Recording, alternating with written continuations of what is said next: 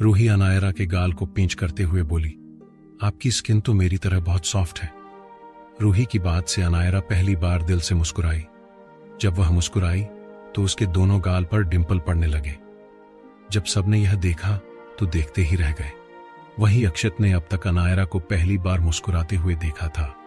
वह तो उसके डिंपल को देखता ही रह गया। वह किसी बार्बी डॉल से कम नहीं लग रही थी। वही विशाल जी और विनायक जी दोनों को बारी बारी देखने में लगे हुए थे। आखिर में दोनों एक दूसरे को देखा और स्माइल करने लगे। अनायरा ने रूही के गालों को सहलाते हुए कहा, आपका नाम क्या है प्रिंसेस? रूही उसके गालों को सहलाते हुए, मेरा नाम रूही है, पर मैं आपको जानती हूँ, आप तो मेरी मम्मा है ना। वह अभी तोतली भाषा में बोल रही थी क्योंकि वह अभी बहुत छोटी थी। ये सुनकर अनायरा के चेहरे पर जो मुस्कुराहट थी वह एक पल में गायब हो गई। वही अक्षत ने उसकी मुस्कुराहट को गायब होते हुए देख लिया था। अनायरा के मन में बहुत सारे सवाल आने लगे।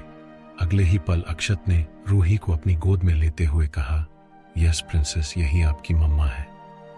यह सुनकर अनायरा के पैरों तले जमीन खिसक गई। स्वरा ने जब अनायरा के चेहरे को देखा तो वह समझ गई कि अनायरा के मन में क्या चल रहा है। वह मुस्कुराते हुए उसके पास आई और उसके कंधे पर हाथ रखकर बोली, टेंशन मत लो, वह मेरी और ऋतिक की बेटी है। वह अक्षत भैया को हमेशा डैडी कहकर बुलाती है, इसीलिए उसने तुम्हें मम्मा कहा। यह सुनकर अनायरा ने चैन की सांस ली। उसे तो लगा था कि अक्षत की एक बेटी भी है, पर अगले ही पल उसने खुद से ही कहा, आखिर में इतना परेशान क्यों हो गई थी? जो भी हो, अगर उसकी बेटी भी हुई तो मुझे क्या? हम तो सिर्फ एक बिजनेस के लिए शादी कर रहे हैं, तो मुझे इससे कोई फर्क नहीं पड़ना चाहिए। उसने सारे ख्यालों को झटका और सब अंदर हॉल में आए। वहां एंगेजमेंट की सारी तैयारी हो गई थी। हॉल में एक स्टेज बना हुआ था। वहां बहुत खूबसूरत डेकोरेशन की गई थी। स्टेज पर एक सोफे था। अक्षत और अनायरा को वहां बैठाया गया। तभी वहां निया और युवान आए। दोनों फोटोज लेने में बिजी थे। निया और युवान अनायरा से मिलकर बहुत खुश लग रहे थे। दोनों अनायरा को एक पल के लिए भी नहीं छोड़ रहे थे। हमेशा सीरियस रहने वाला युवान भी अपने भाई भाभी के इस दिन के लिए बहुत खुश था और उसकी खुशी उसके चेहरे से साफ झलक रही थी।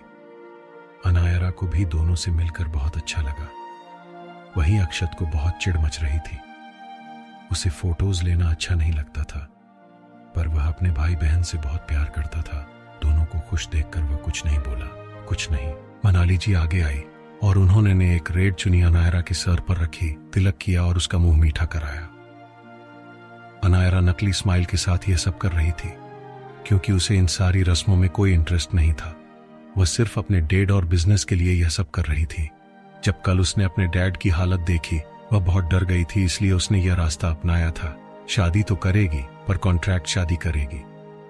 वही अक्षत का भी वही हाल था, पर वह किसी को शक नहीं होने देना चाहता था, इसलिए सब हैंडल कर रहा था। फिर विनायक जी आगे आए और उन्होंने अक्षत को तिलक किया और उसका मुंह मीठा किया और उसे कुछ गिफ्ट दिए। मनाली और स्वरा ने भी अनायरा को बहुत सारे गिफ्ट दिए। आखिर में रिंग की बारी आई। दोनों खड़े हो गए। स्वरा रिंग का बॉक्स लेकर अनायरा के पास आई। वही अक्षत के पास ऋतिक रिंग का बॉक्स लेकर आया। दोनों की रिंग कपल रिंग थी। यह रिंग अक्षत ने बनवाई थी। वह दिखाना चाहता था कि दोनों की शादी दोनों की मर्जी से हो रही है, इसलिए उसने यह सब किया था। वही अनायरा ने जब कपल रिंग देखी तो वह हैरान रह गई। उसने अक्षत को देखा। अक्षत ने उसे आंखों से ही शांत रहने का इशारा किया। अनायरा कुछ नहीं बोली और अपने चेहरे पर एक झूठी स्माइल करने लगी। अक्षत ने अनायरा को रिंग पहनाई और अनायरा ने अक्षत को रिंग पहनाई। तभी दोनों के कानों में किसी की आवाज आई। दोनों ने उस ओर देखा तो वहां मिस्टर डेविड खड़े थे। अक्षत ने उसे इनवाइट किया था। वह चाहता था कि उसके सामने सारी रस्में हों। आखिर वह दोनों उसके लिए तो यह सब कर रहे थे। मिस्टर डेविड ने दोनों को गिफ्ट दी, फिर दोनों को कांग्रेट्स किया। फिर उसने अक्षत के पास जाकर उसके कान में कहा, देख, मैं डीलर होने से पहले तेरा दोस्त हूं। इस नाते कह रहा हूं, अनायरा जैसा खुद को दिखाती है वैसी वह है नहीं। मैंने पहले भी कहा था, मैं लोगों को पहली नजर में ही पहचान जाता हूं।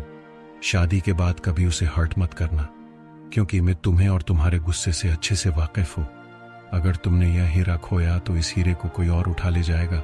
कहीं ऐसा ना हो कि मैं ही लेकर चला जाऊं। यह सुनकर अक्षत हैरान भरी नजरों से मिस्टर डेविड को देखने लगा।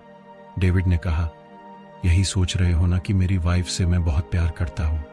फिर भी मैं ऐसा क्यों कह रहा हूँ? मैं ऐसा इसलिए कह रहा हूँ क्योंकि अनायरा बहुत अच्छी लड़की है। मैं नहीं चाहता कि ऐसी लड़की की लाइफ में कभी कोई प्रॉब्लम आए। मैं उसे देखकर ही बता सकता हूँ कि उसने अपनी लाइफ में बहुत कुछ फेस किया है। वह सिर्फ बाहर से स्ट्रीक है, अंदर से नहीं है। ये बात तुम भी जान जाओगे जब उसके साथ रहोगे। इतना कहकर उसने अनायरा को भी बहुत अच्छी सलाह दी। अनायरा अक्षत को देखने लगी थी। अक्षत समझ गया था कि मिस्टर डेविड दोनों को एडवाइस दे रहे हैं। उसके बाद ऐसे ही रस्में खत्म हो गई और युवान और निया ने मिलकर दोनों के साथ बहुत अच्छी पिक्चर क्लिक की। उसके साथ अभय, ऋतिक, स्वरा और रूही भी फोटो लेने में शामिल हो गए।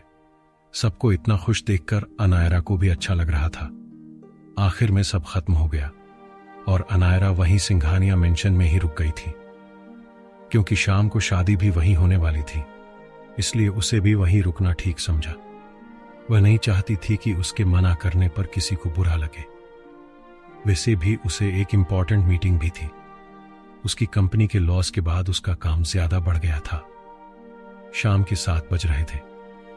अनायरा अपने कमरे में बैठी अपने हाथों को देख रही थी, जिसमें इस वक्त मेहंदी लगी हुई थी और मेहंदी का रंग भी बहुत गहरा आया था।